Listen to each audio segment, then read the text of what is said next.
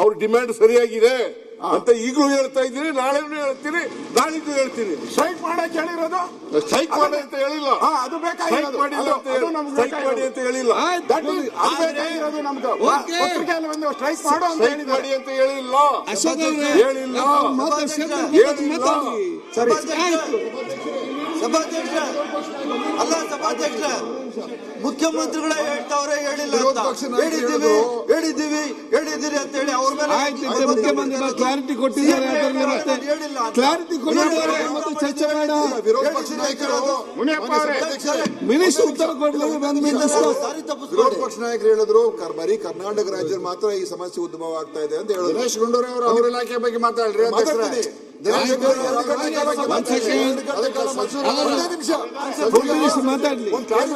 ಕೆಲಸ ಮಾಡಿದಾರೆ ಅವ್ರು ಹೇಳಿದ್ರಲ್ಲ ಬರೀ ಕರ್ನಾಟಕದಲ್ಲಿ ಮಾತ್ರ ಅವ್ರು ಹೇಳುದು ಬರೀ ಮಿನಿಸ್ಟರ್ ಮಾತಾಡ್ಲಿ. ಇವ್ರೆ ಕ್ಲಾರಿಫೈ ಮಾಡಿ, ಯಾರು ಕೇಳೋ ಪರಿಸ್ಥಿತಿ ಇಲ್ಲ. ಕ್ಲಾರಿಫಿಕೇಶನ್ ಕೂಡ ಇಡೀ ಯಾರಿಗೂ ಬೇಡ ಸಮಸ್ಯೆ. ಇಂಡಿಯನ್ ಹೋಟೆಲ್ಸ್ ಅಸೋಸಿಯೇಷನ್ ಅವರು ಹೇಳಿದರೆ 20% ಹೋಟೆಲ್ಗಳು ಮುಚ್ಚಿದ್ದಾರೆ ಅಂತ ನಿನ್ನೆ ಹೇಳಿಕೆ ಕೊಟ್ಟಿದ್ದಾರೆ. ಯುಪಿಯಲ್ಲಿ ಗ್ಯಾಸ್ ಖರೀದಿ ಸಮಸ್ಯೆ ಬಗ್ಗೆ ಮಾತಾಡಿ. ಇಡೀ ದೇಶ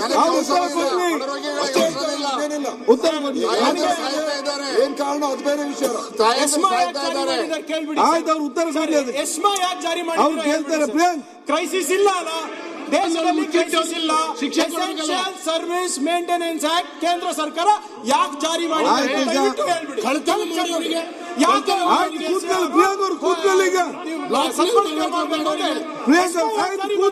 ಅದನ್ನು ಕೇಳಿದ್ರೆ ಎಷ್ಟು ಕೇಳಿದ್ರೆ ಆಯ್ತು, ಉತ್ತರ ಕೊಡಿ. ಉತ್ತರ ಕೊಡಿ.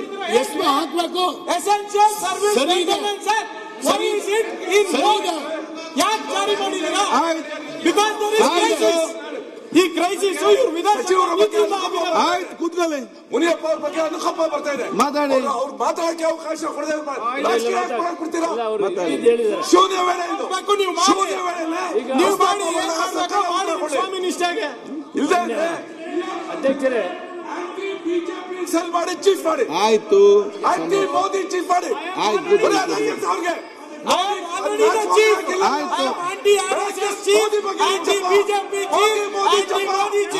ಅವ್ರಿಗೆ ನೀವು ಚರ್ಚೆ ಮಾಡ್ತೀವಿ.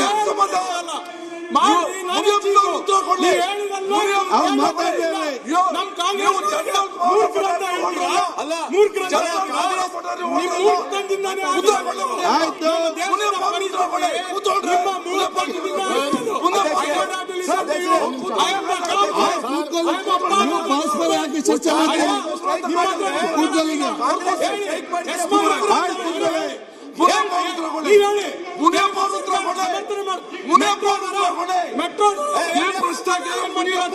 ಕೊಡ್ಬೇಕಷ್ಟೇ. ಆಯ್ತು, ಯಾಕೆ ಆಯ್ತು.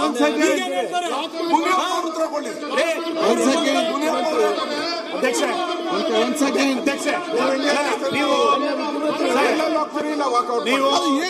ಇಬ್ರು ಚರ್ಚೆ ಮಾಡಿ.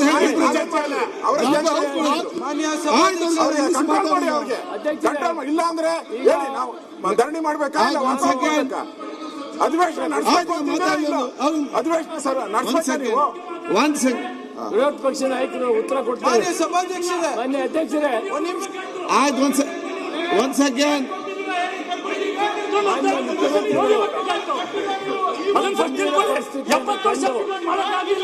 ಈಗ ಬೇರೆ ಬೇರೆ ವಿಚಾರ ಮಾತ್ರ ಸುಬ್ರಹ್ಮಣ್ಯ ಮೂರ್ ಕೊಡುಗೆ ಹೇಳ್ಬಿಡ್ರಿ.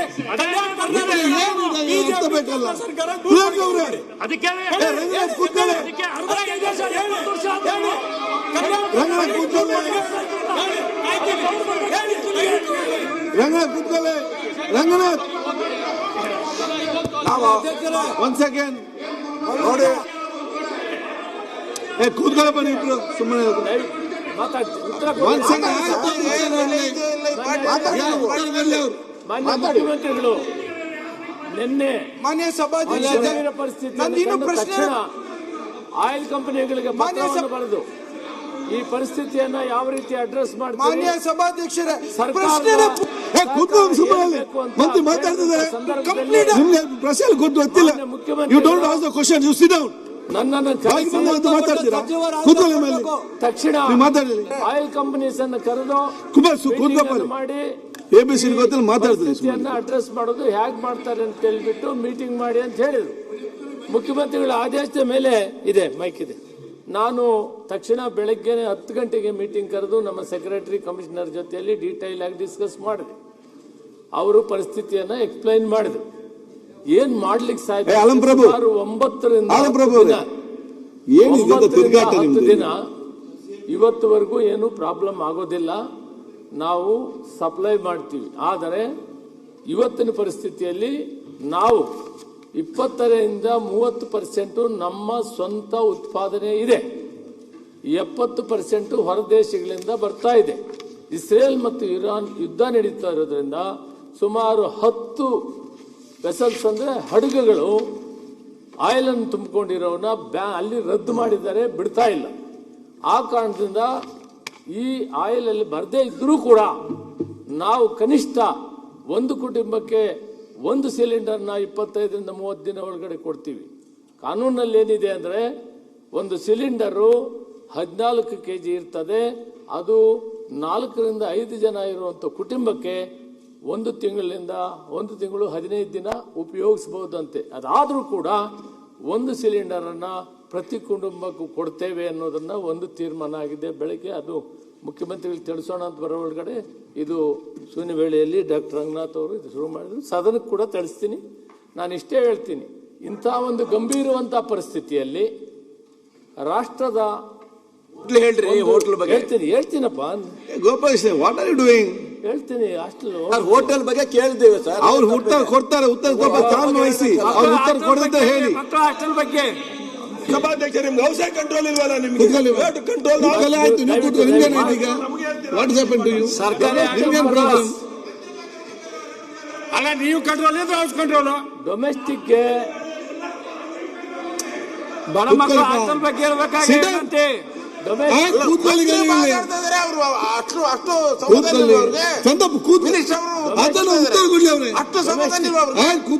ಬುದ್ಧಿ ಹೇಳುವರಿದ್ದೀರಿ ಇಲ್ಲಿ. ನೀವು ಕೂತ್ಕೊಳ್ಳಿ.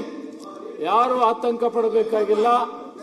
1 ಕುಟುಂಬಕ್ಕೆ 1 ತಿಂಗಳಿಗೆ 1 ಸಿಲಿಂಡರ್ ಕೊಡೋದು ತೀರ್ಮಾನ ಆಗಿದೆ. 1.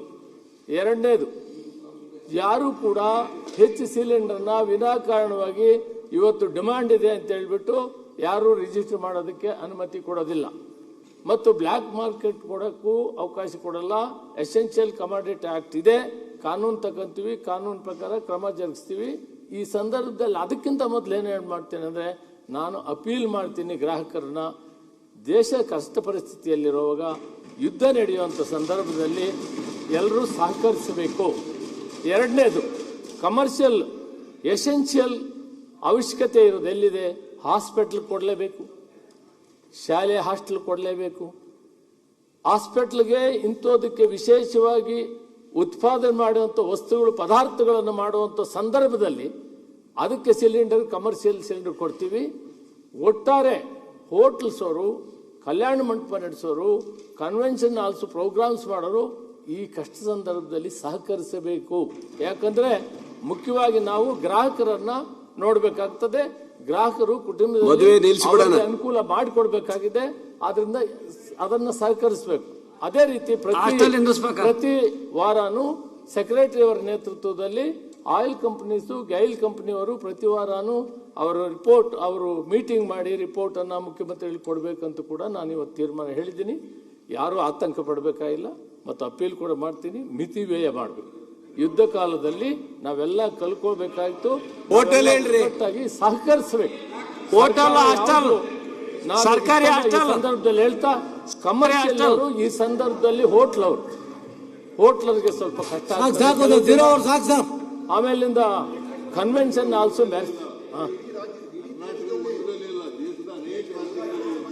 ಹೌದು, ಇದು ದೇಶದಲ್ಲಿ ಎಲ್ಲ ಆಗಿದೆ. ಆದರೆ ಅಡ್ರೆಸ್ ಮಾಡೋದಕ್ಕೆ ನಾವೇನಿಲ್ಲ ಅಂತ ಹೇಳಲ್ಲ. ಭಾರತ ದೇಶದಲ್ಲಿ 25ರಿಂದ 30% ನಾವು ಉತ್ಪಾದನೆ ಇದೆ. ನಾನು ಕೇಂದ್ರದಲ್ಲಿ ಸರ್ಕಾರದಲ್ಲಿ ಕೆಲಸ ಮಾಡಿದ್ದೇನೆ. ಉತ್ಪಾದನೆ ಇದೆ. ಆ ಉತ್ಪಾದನೆಯಿಂದ ಇವತ್ತು ಯುದ್ಧ ನಡೆದು ಅವ್ರು ಕೊಡಕ್ಕಾಗದಿದ್ರು ಕೂಡ ನಾವು ಒಂದು ಸಿಲಿಂಡರು ಒಂದು ಕುಟುಂಬಕ್ಕೆ ಕೊಡ್ತೀವಿ, ಅದಕ್ಕೇನು ತೊಂದರೆ ಇಲ್ಲ, ಮಿಕ್ಕಿದ್ದಕ್ಕೆ ಸಹಕರಿಸಬೇಕು ಅಂತ ನಾನು ಮನವಿ ಮಾಡ್ತೀನಿ. ಶರತ್ಪ್ರಿಯ ನಾಯ್ಕ್. ಮಾನ್ಯ ಅಧ್ಯಕ್ಷರೇ, ನನ್ನ ಕ್ಷೇತ್ರ ಮತ್ತು ಯಾಕೆ ಚರ್ಚೆ ಮಾಡ್ತೀವಿ? ನನ್ನ ಕ್ಷೇತ್ರ ವ್ಯಾಪ್ತಿಗೆ ಬರ್ತಕ್ಕಂಥ ಸುಳೆಬೆಲ್ ವಾರ್ಡು ಶಿವಮೊಗ್ಗ ಸಿಟಿಯಲ್ಲಿ 35ನೇ ವಾರ್ಡಿಗೆ ಸಂಜೆ ಕಳೆದ 15-16 ದಿವಸದ ಹಿಂದೆ ಒಂದು ಅಹಿತಕರವಾದ ಒಂದು ಘಟನೆ ಶಾಲೆಯ ಒಂದು ಆವರಣದಲ್ಲಿ ನಡೆದಿರ್ತಕ್ಕಂಥದ್ದು ತಮಗೆ ಹೇಳಕ್ ಬಯಸ್ತಾ ಇದ್ದೀನಿ. ರಾತ್ರಿ 9 ಗಂಟೆಗೆ ಸಹಜವಾಗಿ ಮಕ್ಕಳ ಒಂದು ಎಜುಕೇಷನ್ ಉದ್ದೇಶಕ್ಕೆ ಎಲ್ಲ ಗೌರ್ಮೆಂಟ್ ಶಾಲೆಗಳಲ್ಲಿ ಸ್ಪೆಷಲ್ ಕ್ಲಾಸ್ಗಳನ್ನು ನಡೆಸ್ತಾ ಇದ್ದಾರೆ. ಆ ಸ್ಪೆಷಲ್ ಕ್ಲಾಸಲ್ಲಿ ನಡೆದ ತಕ್ಷಣನೇ ಆ ಹುಡುಗನ್ನ ಹೊರಗಡೆ ಕರೆದು 2 ಹುಡುಗರನ್ನು ಒಂದು 3-4 ಜನ ಸೇರ್ಕೊಂಡು ಹೊಡೆದ ತಕ್ಷಣ ಒಬ್ಬ ಹುಡುಗ ಓಡ್ ಬಂದು ಆ ಮುಖ್ಯ ಶಿಕ್ಷಕರಿಗೆ, ಅವರಿನ್ನು ಚೇರಲ್ಲೇ ಕೂತಿರ್ತಾರೆ, ಮುಖ್ಯ ಶಿಕ್ಷಕರು ಹೊರಗಡೆ ಬಂದಿರೋದಿಲ್ಲ. ನಾನು ಹೇಳ್ತಕ್ಕಂಥದ್ದೇನು, ಶಾಲೆ ಬಿಟ್ಟ ತಕ್ಷಣ ಅಟ್ಲೀಸ್ಟ್ 9 ಗಂಟೆ ರಾತ್ರಿ ಗಂಡು ಮಕ್ಕಳು ಹೆಣ್ಮಕ್ಳು ಎಲ್ಲರೂ ಇರ್ತಾರೆ ಕೋ ಎಜುಕೇಶನ್ಸ್ಗಳಿದ್ದಾಗ. ಅವರು ಕಾಂಪೌಂಡಿಂದ ಹೊರಗಡೆ ಹೋಗೋವರೆಗೂ ಶಿಕ್ಷಕರ ಜವಾಬ್ದಾರಿ ಇರುತ್ತೆ ಅಧ್ಯಕ್ಷರೇ. ಆ ಸಂದರ್ಭದಲ್ಲಿ ಆ ಮಗು ಬಿದ್ದ ತಕ್ಷಣ ಇನ್ನೊಬ್ಬ ಓಡ್ ಬಂದ್ರೆ ಆ ಮಗು ತೆಗೆದುಕೊಂಡು ಆಸ್ಪತ್ರೆಗೆ ತೆಗೆದುಕೊಂಡು ಹೋದ್ರೆ ಆ ಮಗು ದಾರಿಯಲ್ಲಿ ಹಸುನೀಗ್ತಾನೆ. ಸಂಕೇತನ ಹುಡುಗನ ಕಳ್ಕೊಂಡು ಇವತ್ತು ಆ ಕುಟುಂಬ ಅನಾಥರ ಆಗಿದೆ ಅಧ್ಯಕ್ಷರೇ. ಈ ಘಟನೆಗೆ ಕಾರಣ ಆ ಭಾಗದಲ್ಲಿ ಅಂತ ಅಲ್ಲ, ಇಡೀ ನಮ್ಮ ಬಹುಶಃ ಎಲ್ಲ ಕಡೆಗೂ ಇವತ್ತು ಗಾಂಜಾ ಇರ್ಬೋದು, ಡ್ರಗ್ಸ್ ಇರ್ಬೋದು, ಎಲ್ಲಿ ಬೇಕೋ ಅಲ್ಲೂ ಸಿಗ್ತಕ್ಕಂಥ ಪರಿಸ್ಥಿತಿ ನಾವು ನೋಡ್ತಾ ಇದ್ದೀವಿ. ಇದಕ್ಕೆ ಕಾರಣ ಏನು, ಇದನ್ನ ಮೂಲವನ್ನು ಕಂಡು ಹಿಡಿದು ಅದನ್ನ ಯಾಕೆ ಇನ್ನೂ ಕಂಟ್ರೋಲ್ ಮಾಡಕ್ ಆಗ್ತಾ ಇಲ್ಲ? ಒಬ್ಬ ಶಾಲೆ ಓದ್ತಕ್ಕಂಥ ಮಗುನ ಅಲ್ಲ, ಅದು ಈ ರೀತಿ ಗಮನ ಪ್ರತಿ ಸರಿ ಸಭೆಯಲ್ಲಿ ನಡೀತಾ ಇದೆ. ಇದು ಯಾಕೆ ಚಿಂತನೆ ಮಾಡ್ತಾ ಇಲ್ಲ ಎಲ್ರು ಅನ್ನೋದನ್ನ ಯೋಚನೆ ಆಗಿದೆ ಅಧ್ಯಕ್ಷರೇ. ದಯವಿಟ್ಟು ಶಾಲೆಯಲ್ಲಿ ಮುಖ್ಯ ಶಿಕ್ಷಕರಿಗೂ ಸಹ ಹೇಳೋದ್ರ ಜೊತೆಗೆ ದಯವಿಟ್ಟು ನಮ್ಮ ಇಲಾಖೆ, ಪೊಲೀಸ್ ಇಲಾಖೆ ಈ ವಿಚಾರದಲ್ಲಿ ತುಂಬಾ ಗಂಭೀರವಾಗಿ ತೆಗೆದುಕೊಳ್ಬೇಕು, ಗಣನೆಗೆ ತಗೋಬೇಕು. ಈ ರೀತಿ ಮುಂದೆ ಬರ್ತಕ್ಕಂಥ ಯುವಕರು ಇನ್ನು ಮಕ್ಕಳು ಅಂತ ಸ್ಥಿತಿಯಲ್ಲಿ ತಪ್ಪು ಹಾದಿ ಹಿಡಿದ್ರೆ ಹೇಗೆ ಅಧ್ಯಕ್ಷರೇ? ಅಲ್ಲ, ನಮ್ಗೆ ಹೇಳ್ಬೇಕಲ್ಲ ಅಧ್ಯಕ್ಷ, ಪೊಲೀಸ್ ನಮ್ಮ ಇಲಾಖೆ. ಸರ್ ಅಧ್ಯಕ್ಷರೇ, ನಾನು ಹೇಳಿ ಒಂದು ನಿಮಿಷ. ಮಾನ್ಯ ನಮ್ಮ ಶಿವಮೊಗ್ಗ ಗ್ರಾಮಾಂತರ ಶಾಸಕಿಯವರು ಹೇಳಿರ್ತಕ್ಕಂಥದ್ದು ನನ್ನ ಮತ್ತು ಅವರ ಬಾರ್ಡರ್ನಲ್ಲಿ ಬರುವಂತ ಒಂದು ಸಣ್ಣ ಊರು ಹೇಳಿದ್ದಾರೆ. ಆದ್ರಿಂದ ಶಿವಮೊಗ್ಗದಲ್ಲಿ ವಿಚಿತ್ರವಾಗಿರ್ತಕ್ಕಂಥ ರೀತಿಯಲ್ಲಿ ಡ್ರಗ್ಸ್ ನಡೀತಾ ಇದೆ. ಸಾಮಾನ್ಯ 16-17 ವರ್ಷದ ಮಕ್ಕಳು ಒಬ್ಬ ವಿದ್ಯಾರ್ಥಿಯನ್ನು ಹೊಡೆದು ಸಾಯಿಸ್ತಾರೆ. ಹೊಡೆದು ಅಮಾನುಷವಾದಂಥ ಒಂದು ಕೃತ್ಯ ಇದೆ. ಹಾಗಾಗಿ ಅಲ್ಲಿ ಪೊಲೀಸ್ ವ್ಯವಸ್ಥೆ ಅದು ಇದೆಯೋ ಇಲ್ಲೋ ಅನ್ನುವಂಥ ಒಂದು ಪರಿಸ್ಥಿತಿ ಶಿವಮೊಗ್ಗದ ನಗರದಲ್ಲಿ ನಿರ್ಮಾಣ ಆಗಿದೆ. ಆದ್ರಿಂದ ಸರ್ಕಾರ ದಯವಿಟ್ಟು ಈ ಕಡೆ ಗಮನ ಹರಿಸಬೇಕು. ಸರಿಯಾದಂತ ರೀತಿಯಲ್ಲಿ ಅವರಿಗೆ ಶಿಕ್ಷೆ ಆಗಬೇಕು. ಯಾಕಂದ್ರೆ ಮಕ್ಕಳು ಬಿಲೋ ಏಜ್ನವರು ಬಿಟ್ಬಿಡ್ಬೋದು, ನಾಳೆ ಅವರಿಗೆ ಇದು ಸಿಕ್ಬಹುದು ಜಾಮೀನು.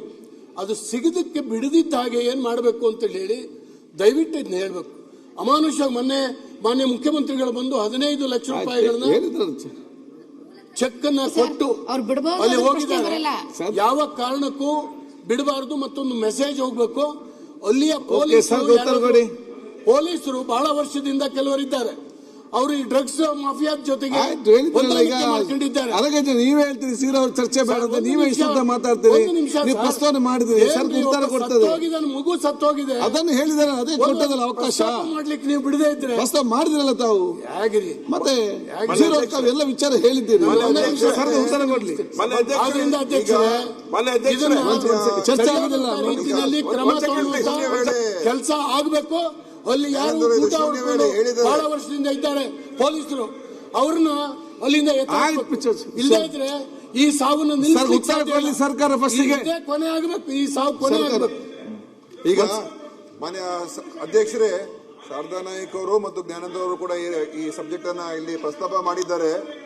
ಗೃಹ ಇಲಾಖೆಯಿಂದ ಅದಕ್ಕೆ ಸರಿಯಾದಂತ ಉತ್ತರವನ್ನ ಅವರಿಗೆ ನಾವು ಕೊಡಿಸ್ತೀವಿ. ಈಗಾಗಲೇ ಸರ್ಕಾರದಿಂದ ನನಗೆ ಗೊತ್ತಿರುವ ಕ್ರಮಗಳು ತಗೊಂಡಿದ್ದಾರೆ, ಅರೆಸ್ಟ್ ಮಾಡಿದ್ದಾರೆ, ಕಾಂಪನ್ಸೇಷನ್ ಕೊಟ್ಟಿದ್ದಾರೆ, ಎಲ್ಲ ಆಗಿದೆ. ಮುಂದೆ ಅವ್ರು ಹೇಳ್ತಾ ಇರುವಂತದ್ದು ಡ್ರಗ್ಸಿನ ಹಾವಳಿ ಕೂಡ ಅದನ್ನು ಪ್ರಸ್ತಾಪ ಮಾಡಿದ್ದಾರೆ. ಅದರಿಂದ ಗೃಹ ಇಲಾಖೆಯಿಂದ ಒಂದು ಉತ್ತರವನ್ನ ಅವರಿಗೆ ನಾನು ಕೊಡಿಸ್ತೀನಿ ಮಾನ್ಯ ಸಭಾಧ್ಯಕ್ಷರೇ. ಈಗ ಯಾರು ನೋಡಿ ಸೀರವರಲ್ಲಿ ಯಾರು ಬರ್ತು ಕೊಟ್ಟಿದ್ದಾರೆ, ಸೇಮ್ ಮತ್ತೆ ಆಗ್ಲಿಕ್ಕೆ ಆಗುದಿಲ್ಲ. You should understand.